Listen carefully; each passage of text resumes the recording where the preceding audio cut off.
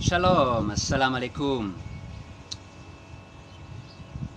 Alors je vais aujourd'hui essayer de vous résumer, j'ai pris des notes, donc la guerre de Gog et Magog, selon les différents livres de la Bible. Alors, qui est Magog déjà? Alors, dans Genèse chapitre 10, verset 2, il est dit que Magog c'est l'un des fils de Japheth. Donc, Magog c'est le petit-fils de Noé. Hein, tu as eu Noé, Japheth et Magog. Voilà. Donc c'est un être humain. Donc ce sont des êtres humains. Hein. Ce ne sont pas des extraterrestres. Ce ne sont pas des monstres qui vivent quelque part sous terre ou je ne sais où. Donc ce sont des êtres humains. Ensuite on va aller dans Ézéchiel chapitre 38. Alors c'est là où on a la grande prophétie de Gog et Magog. Hein. Alors il est parlé de deux camps. On a deux camps. Le camp de Gog et Magog et le camp de Israël, l'Arabie Saoudite. Donc on va voir ça. Alors déjà il est dit, il est parlé de Gog, qui est au pays de Magog et qui est le prince chef de Méchech et Toubal. Donc, et qui habite le nord. Le nord. Donc tu vas au nord de Jérusalem. Tout au nord, tu as Méchech et Toubal. Dans les cartes bibliques, c'est Méchech, c'est Moscou. C'est Moscou. Et Toubal, c'est une autre ville en Russie. Hein, maintenant, je ne sais pas comment elle s'appelle, mais voilà, tout ça, c'est en Russie. Donc, il est parlé d'une grande armée qui va être rassemblée avec la Perse, l'Éthiopie, la Libye, Gomer et Tomarga. Alors, la Perse, c'est l'Iran, actuellement. L'Éthiopie, alors l'Éthiopie, ça englobe l'Éthiopie actuelle et le Soudan. Et les deux sont alliés avec la Russie. Hein. Et nous avons la Libye. Donc, la Libye, l'armée libyenne est alliée avec la Turquie et la Russie.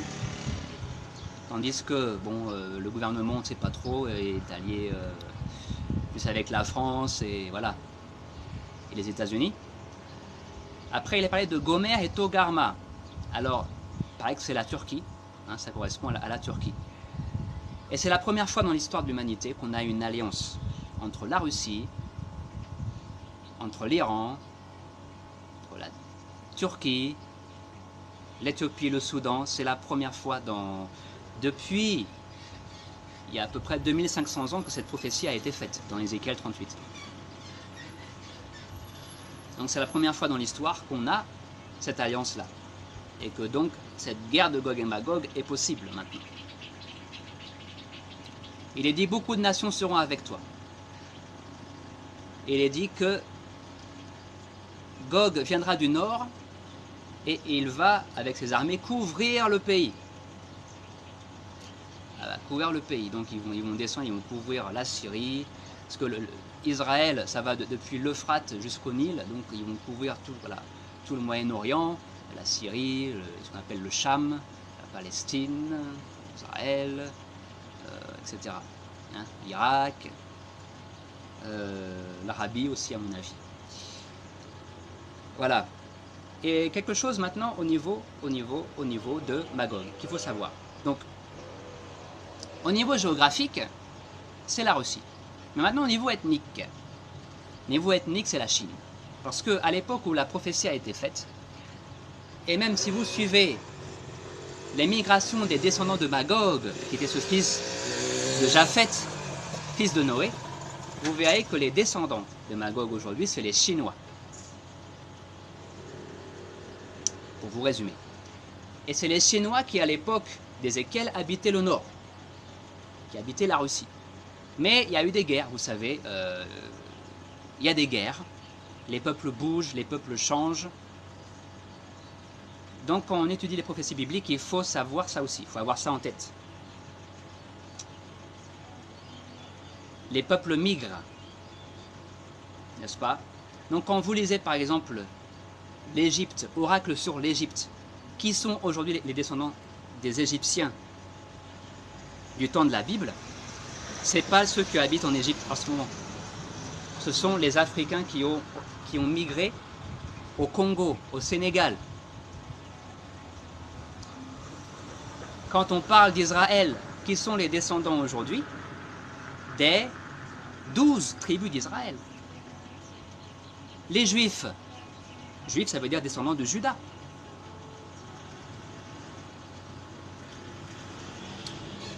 Si les Juifs sont descendants de Juda, et que parmi les Juifs il y a aussi les Cohen, donc les Lévites, donc tu as la tribu de Lévi, la tribu de Juda, ça fait 2 tribus, parmi les 12 tribus d'Israël. Où sont les 10 autres tribus d'Israël? Elles sont éparpillées partout dans le monde. Et aujourd'hui, ceux qui sont Israël ne sont pas forcément ceux qui sont de la religion juive. Voilà.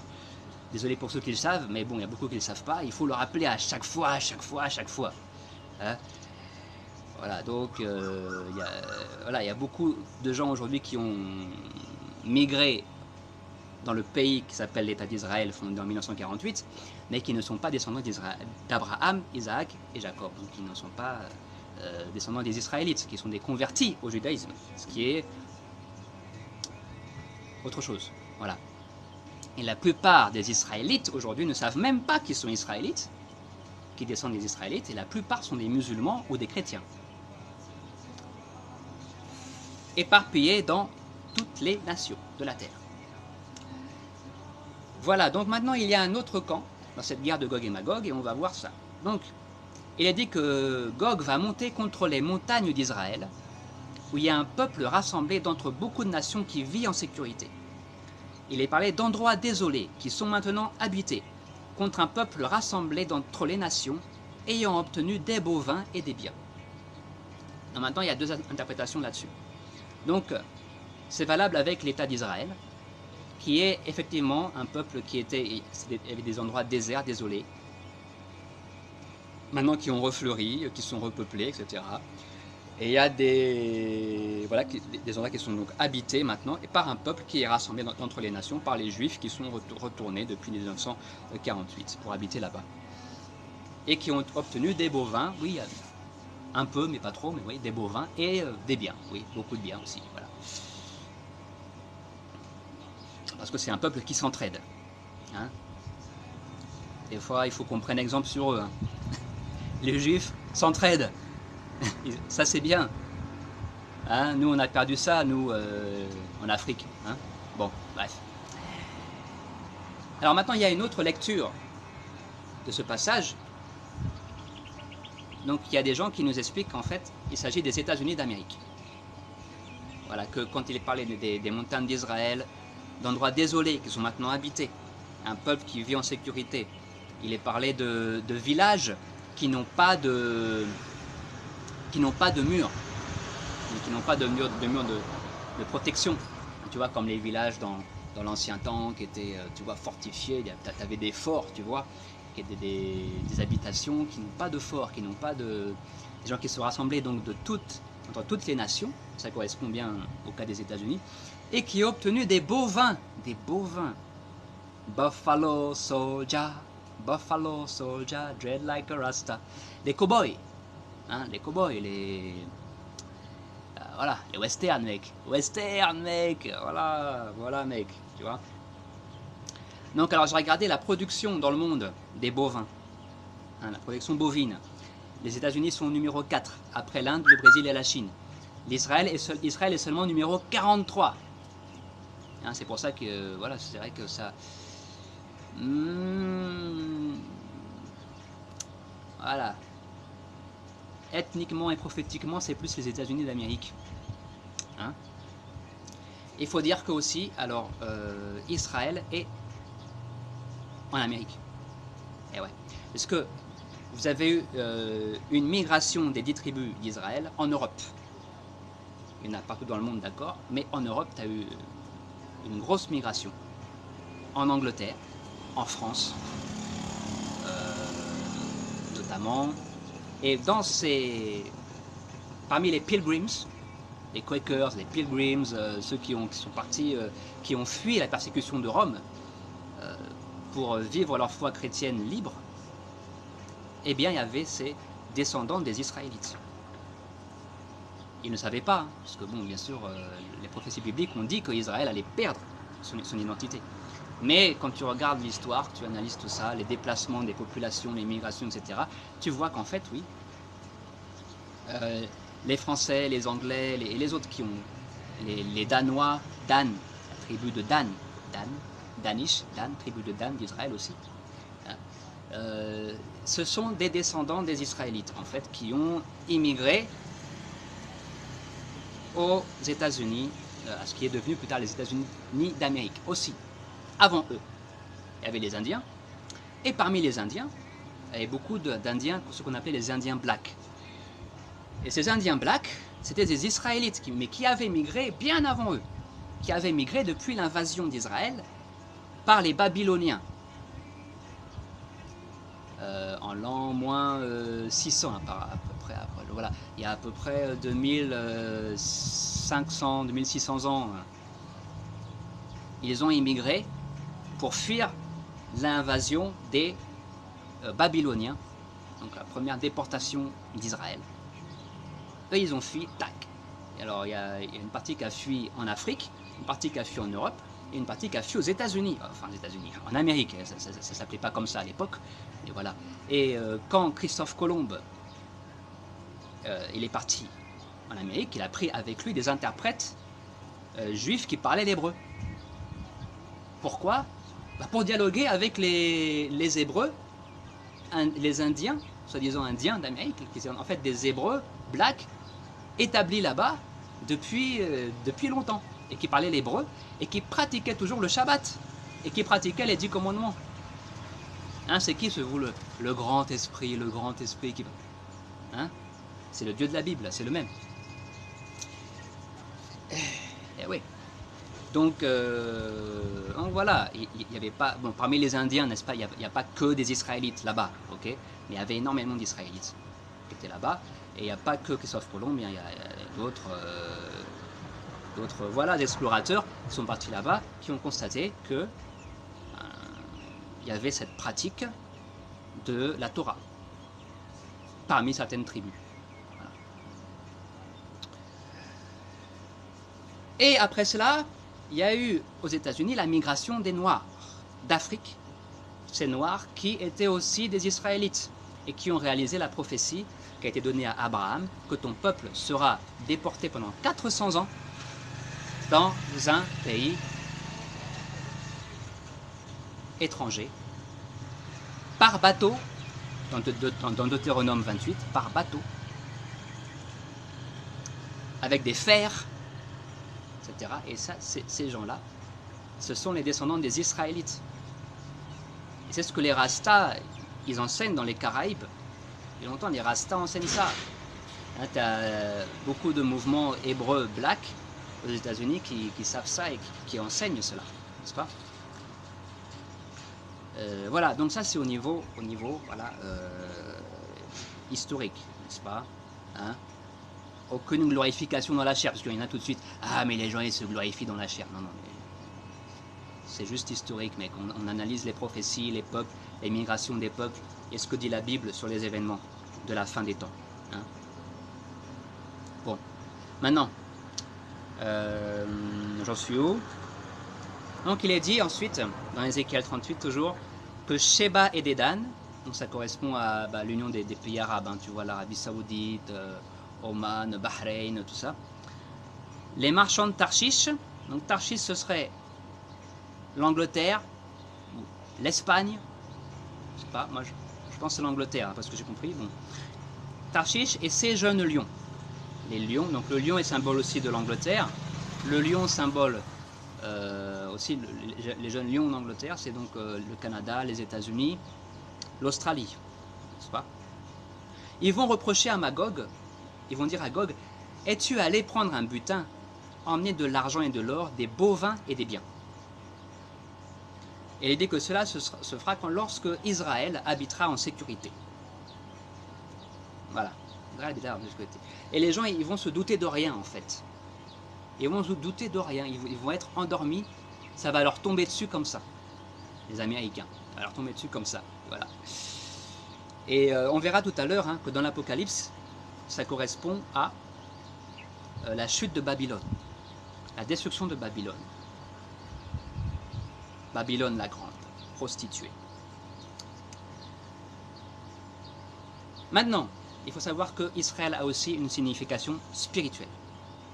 Donc ce sont les oins du Saint-Esprit qui sont greffés à l'arbre d'Israël, ou à l'arbre de la vie qui est la parole de Dieu, n'est-ce pas, qui est le Christ. Dans Révélation chapitre 20, il est dit que Gog et Magog vont investir le camp des saints et la ville. Et la ville, bon ça on verra un peu plus tard. Voilà, et la ville bien-aimée. Gog et Magog vont investir le camp des saints et la ville bien-aimée. Voilà, donc il y a une guerre contre le camp des saints et contre aussi la ville bien-aimée, donc il y aura Jérusalem. Mais la Jérusalem céleste, c'est nous-mêmes les croyants, n'est-ce pas? Le camp des saints, c'est nous les croyants. Donc il y a une guerre contre nous-mêmes les croyants. En ce moment, ça a commencé déjà dans le monde entier. En Chine, ça a déjà commencé depuis longtemps. Hein. Donc la Chine a commencé la guerre. Donc la Chine, hein, je rappelle, qui est Magog, les descendants de Magog, ont commencé déjà la guerre par le PCC, le Parti communiste chinois, contre les élus de Dieu, contre les chrétiens. Hein, et contre les musulmans aussi, les Ouïghours, qui sont enfermés en camp de concentration. Ils ne veulent pas entendre parler de Dieu. Même le bouddhisme, ils n'en veulent pas. Tu vois, pour vous dire. Alors, comment est-ce que ça va finir, hein? Donc, il est dit, il y aura un grand tremblement de terre, les montagnes vont tomber, tous les murs vont tomber, ils vont se tuer les uns les autres, il y aura un feu en Magog, de la peste et du sang, une pluie incessante, une grande grêle, du feu et du soufre.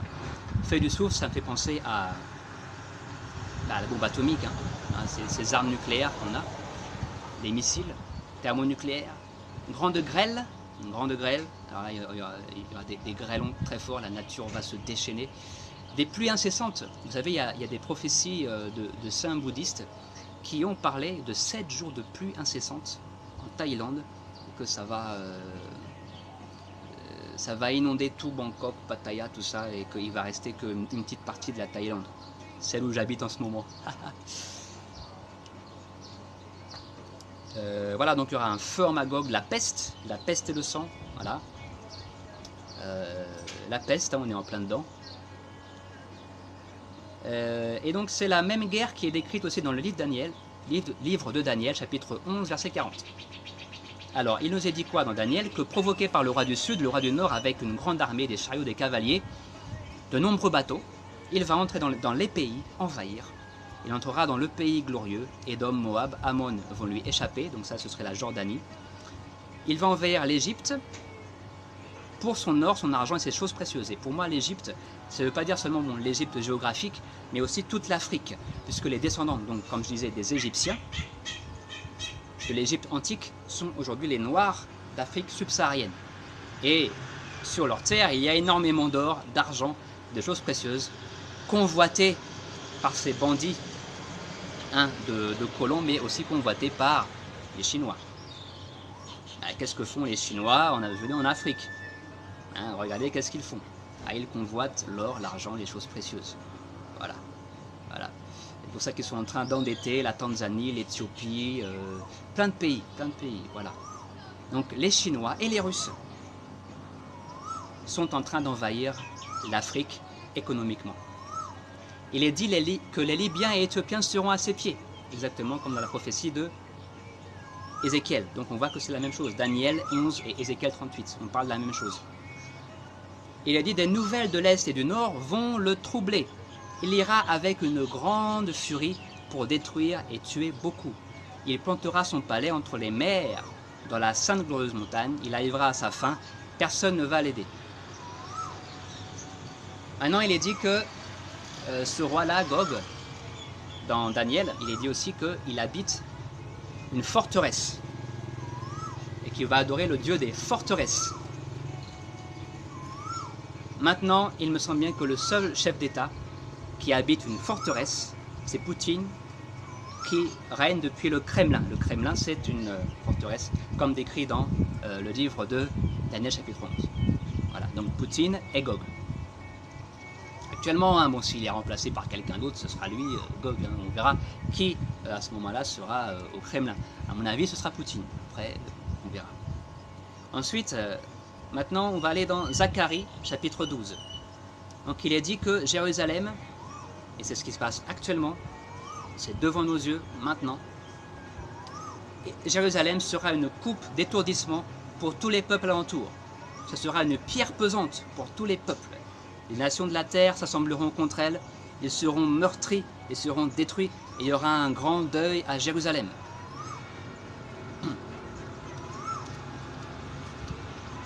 Au chapitre 13 de Zacharie, il est dit que les 2/3 de Jérusalem seront exterminés. Le tiers passera par le feu de la purification. Zacharie 14, il est dit, je rassemblerai les nations parce qu'elles attaquent, pour qu'elles attaquent Jérusalem. La ville sera prise, les maisons pillées, les femmes violées, la moitié ira en captivité. Donc pour moi, c'est non seulement la Jérusalem physique, mais la Jérusalem spirituelle. Si vous faites partie du peuple de Dieu, vous allez passer par la purification. Donc il y aura les 2/3 d'entre nous, j'espère en faire partie, je dis nous. Hein. Les 2/3 qui seront exterminés, le tiers passera par le feu. Ah c'est chaud, hein. Nos femmes vont être violées les gars. On va partir en captivité, on sera emprisonnés. Comme les Ouïghours, comme les chrétiens en Chine. On sera en captivité. Ensuite il est dit Yahweh, notre Dieu, Yahweh paraîtra. Il combattra les nations. Ses pieds se poseront sur la montagne des Oliviers, qui se fendra en deux. Une partie au nord, une partie et l'autre au sud. Donc ça, c'est l'événement du grand tremblement prophétique annoncé dans le livre de l'Apocalypse aussi et dans beaucoup de livres. C'est le tremblement final. Un énorme tremblement qui va secouer toute la terre. Donc il y en a qui disent que ouais, c'est parce que les pieds de Jésus vont se poser sur le mont des Oliviers. Possible, hein, mais moi je vois que c'est au sens figuré. Hein, parce que je comprends que c'est... il est parlé d'un... il dit que la montagne va se fendre en deux. Une partie au nord, une partie au sud. La géographie va changer. Hein, dans Zacharie, hein, également, il nous parle des fleuves qui vont sortir, etc. Il y aura des nouveaux fleuves, il y aura une nouvelle géographie en fait en Israël. Il est dit aussi que Yahweh viendra avec ses saints. Il n'y aura pas de lumière. Hein, parce qu'il dit le soleil et la lune ne donneront plus leur lumière. Ce sera les ténèbres complètes. Il y aura le froid et la glace. Achetez-vous de quoi vous couvrir les gens. De quoi faire du feu. Va vous couvrir le froid et la glace. Alors, maintenant, on va aller dans Révélation, Apocalypse, chapitre 20. Au verset 20, il est dit « Gog et Magog vont investir le camp des saints et la ville bien-aimée. » Donc ça, c'est une guerre contre les saints. Contre les saints.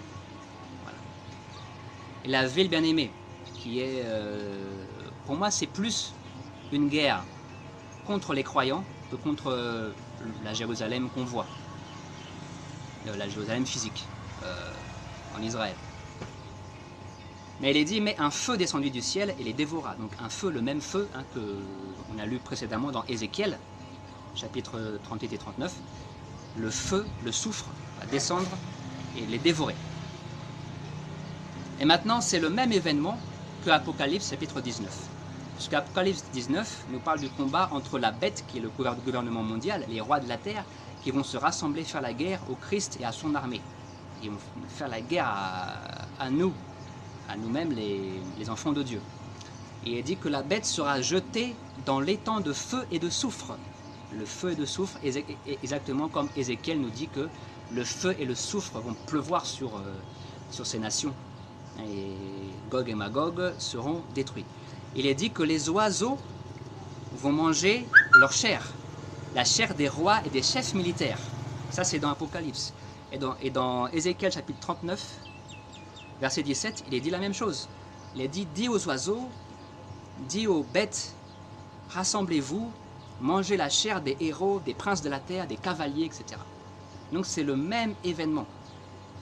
On parle du même événement. Et ceux qui disent que ça va se passer après le millénium, etc., ils n'ont pas compris la signification symbolique du millénium qui fait simplement référence au règne du Christ sur la terre pendant un millénaire. C'est symbolique dans la Bible d'une très longue période de temps. Ça ne veut pas dire 1000 ans, ça veut dire longtemps. Voilà, en l'occurrence, apparemment c'est 2000 ans. Hein. C'est 2000 ans. C'est le règne du Christ en nous, par son Église, par les croyants, sur la terre.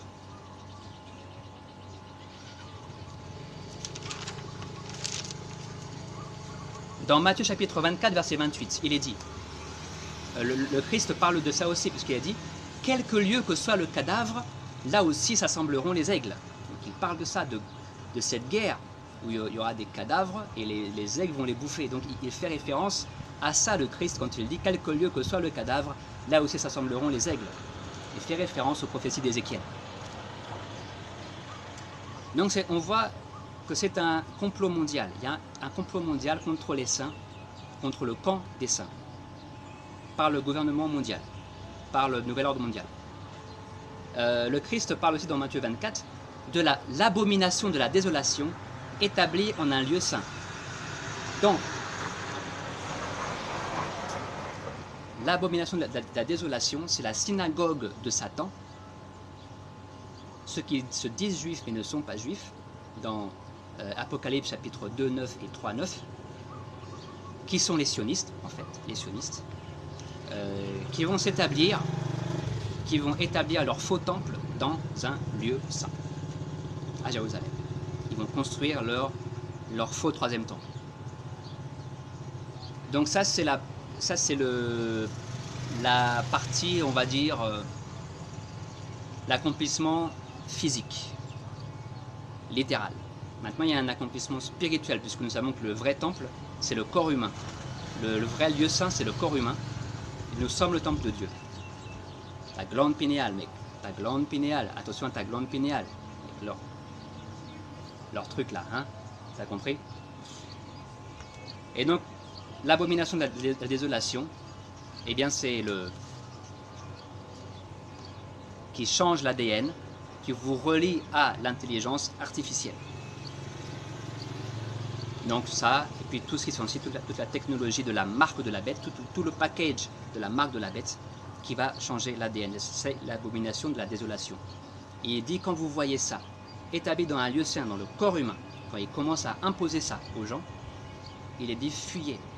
Fuyez dans les montagnes, dans les lieux déserts, dans les jungles, vous partez les gens. Hein. Il a dit aussi, si ces jours n'étaient pas abrégés, aucune chair ne serait sauvée. Et il dit que ce sera comme au temps de Noé. Or, au temps de Noé, on sait que la Bible dit que toute chair était corrompue. Et comment toute chair était corrompue? Eh bien, on lit dans le livre de Jachère que c'est le changement d'ADN. Les gens à l'époque, ils jouaient avec l'ADN, ils mélangeaient l'ADN des animaux et des autres animaux, d'êtres humains avec animaux, etc., etc. Donc c'est pour ça qu'il est dit que toute chair était corrompue.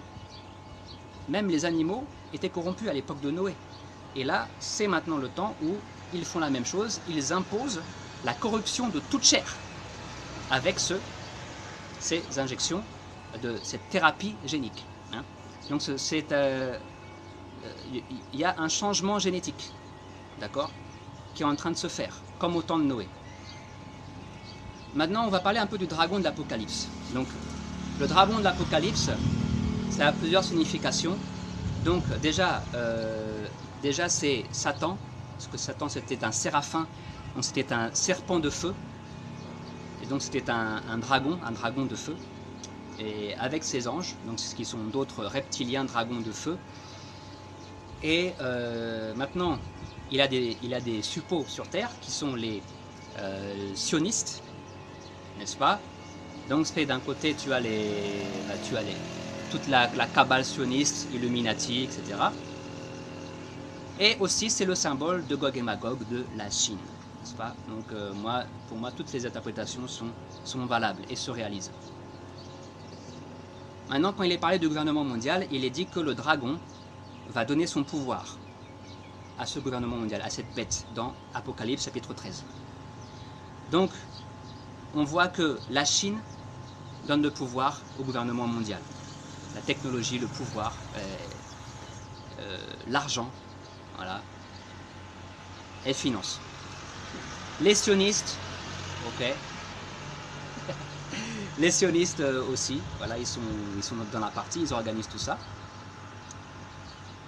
Et aussi, Satan lui-même et ses anges déchus. On a une alliance avec les extraterrestres qui a été révélée par un colonel de l'armée israélienne, donc c'est sérieux, hein, c'est du sérieux. Et on va avoir beaucoup plus de révélations bientôt. Donc il y a une alliance entre les USA et Israël et des êtres interdimensionnels, qui sont appelés aussi extraterrestres, qui viennent les visiter dans la zone 51 apparemment. Hein, donc il y a une alliance et ces extraterrestres leur donnent leur pouvoir, c'est-à-dire leur technologie, pour le contrôle mondial, pour le contrôle de l'être humain. Hein, voilà. Donc il y a une alliance, hein, c'est-à-dire que bon voilà, on vous donne la technologie, mais vous nous permettez aussi d'enlever les êtres humains qu'on veut et de faire nos manipulations génétiques de notre côté. Ensuite, il est parlé de la bête, donc ce gouvernement mondial. Alors, elle a un corps de léopard. Le léopard, c'est l'Europe, la France, l'Allemagne. Les pieds d'ours. Il a des pieds d'ours. L'ours, c'est la Russie. Et une bouche de lion. Les lions, c'est bon, le symbole de l'Angleterre. Vous vous souvenez dans Ézéchiel, il est parlé des lions de Tarshish. Donc on a un gouvernement mondial avec la Chine qui donne sa puissance, son pouvoir, les sionistes, la Chine, le dragon, avec la Russie, avec l'Europe et l'Angleterre. Donc ça, en ce moment, c'est sous la forme de l'ONU. J'espère que ça évolue sous une autre forme, je ne sais pas. Maintenant, il est dit que la Terre adore le dragon qui donne le pouvoir à la bête. Donc on voit que tout le monde maintenant loue la Chine à cause de sa dictature avec les points sociaux. Les gens trouvent ça super, c'est super. Vous notez les gens, vous espionnez les gens, vous avez des caméras partout, les gens sont notés, etc. C'est génial. Maintenant, si tu fais le bien, si tu es un bon mouton, tu as permis de voyager, tu as permis d'ouvrir un business, de louer une maison, etc., de travailler, d'être un citoyen normal. Si tu fais le con, si tu es un peu trop croyant en Dieu, si tu fais, voilà, si tu n'es pas d'accord et que tu le montres, eh bien, tu ne peux pas faire tout ça. Voilà, tu es exclu de la société. Donc tout le monde loue ce système chinois et loue la Chine pour comment elle contrôle avec les QR codes, avec tout ce système voilà, de dictature, et tout le monde veut faire pareil. On ne peut pas se déplacer sans QR code, on ne peut rien faire. Voilà. Tout le monde aime ça, tout le monde veut ça. Un petit passeport vaccinal, un petit truc, voilà. Maintenant, et tout le monde loue aussi Israël, le dragon Israël. La dictature sanitaire d'Israël, c'est un modèle pour le monde entier, un modèle pour la France. C'est génial Israël, quoi. Comment ils ont géré, comment ils ont tout le monde, voilà, c'est génial. Voilà. Et il est dit que il aura pouvoir sur toutes les nations de la terre. Il a toutes les nations qui maintenant font la même chose, le même programme. Maintenant, il est parlé de l'image de la bête. Il est parlé d'une technologie qui va faire qu'il y aura l'image de la bête qui va pouvoir parler. Et l'image de la bête, c'est les politiciens de tous les pays du monde qui nous parlent à travers donc les téléphones, à travers les télés, à travers voilà, les tablettes, les ordinateurs, et qui nous donnent des ordres finalement. Et ceux qui n'adorent pas l'image de la bête, c'est-à-dire ceux qui ne se soumettent pas aux ordres, qui sont tous les mêmes, aux ordres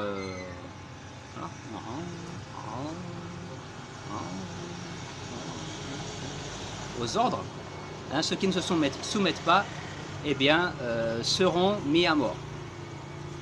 Alors au départ, on va les exclure, voilà. Ouais, et puis après, on va même aller jusqu'à les mettre à mort, jusqu'à ouvrir des camps de concentration pour les tuer. Ou les faire travailler gratos. Ah ouais, bah attends, faut qu'ils soient un petit peu utiles. Comme les Ouïghours. Voilà. Ensuite, on nous dit que cette bête, elle repose à Babylone. Elle habite à Babylone. Donc le siège de la bête, c'est Babylone. C'est une grande ville. C'est New York, en fait. Hein. Et que Babylone sera détruite par la bête.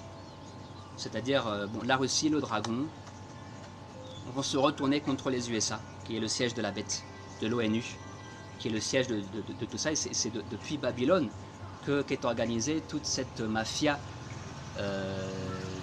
sanitaire mondiale, etc. Hein, on voit actuellement.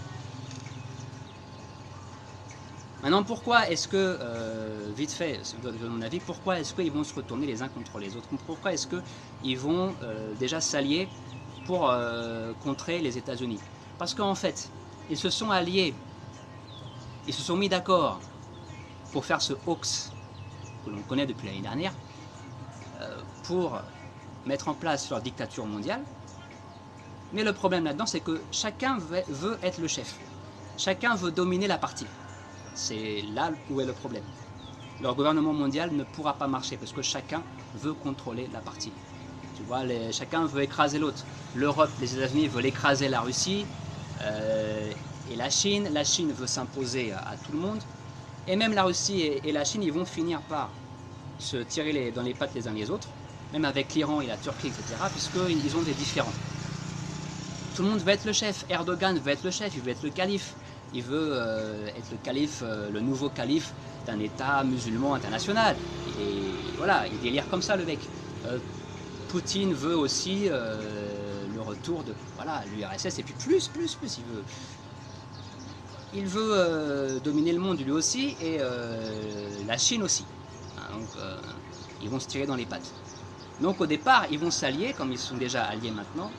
Ça va être la guerre de Gog et Magog. Ils vont détruire, envahir les États-Unis et Israël. On va voir ça très bientôt. D'ailleurs, il y a eu les menaces de Poutine à Netanyahou. Il a dit t'arrêtes tes conneries là avec la Palestine, sinon mec, je te fais la guerre. Voilà, c'était très clair, clair et net. Voilà. Après, vous voyez, il y a 4 bêtes dans Daniel. C'est les mêmes 4 bêtes. Dans Daniel, je crois que c'est chapitre 7. C'est les mêmes 4 bêtes du gouvernement mondial de Apocalypse 13. C'est les 4 donc, grandes nations puissantes de ce nouvel ordre mondial.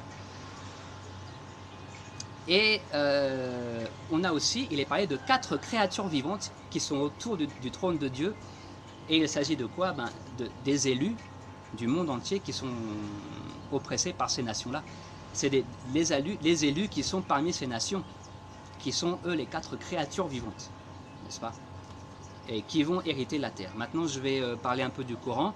Dans la sourate Al-Anbiya, il est dit que le dernier événement, avant le jugement dernier, ce sera l'invasion mondiale de Gog et Magog.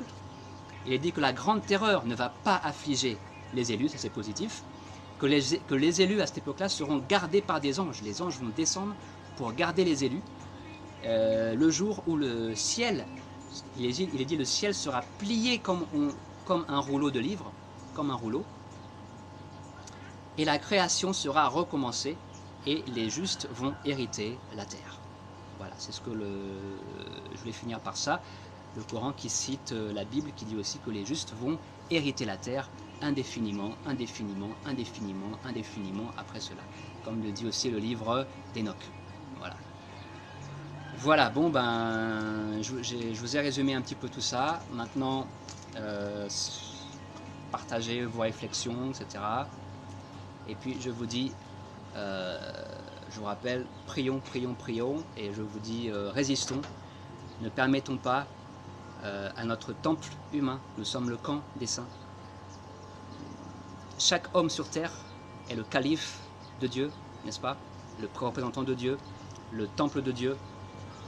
Ne leur permettons pas de toucher ce temple qui est sacré, n'est-ce pas, avec leur technologie sale qui vient des démons, de Satan et ses démons, qui vient de ces anges déchus, n'est-ce pas?